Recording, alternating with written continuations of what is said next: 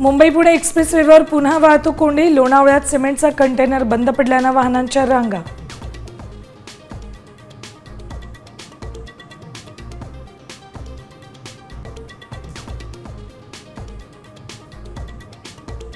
बारामतीत पवार कुटुंबियांची आज पुन्हा चर्चा।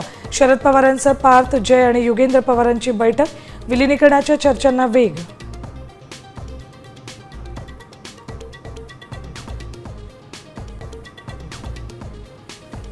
जिल्हा परिषदेसाठीच्या प्रचाराची आज सांगता। 7 फेब्रुवारीला 12 झडपींसाठी मतदान तर 9 फेब्रुवारीला मतमोजणी।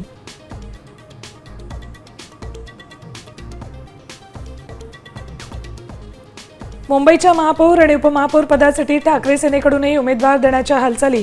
मातोश्रीवर बोलावली बैठक।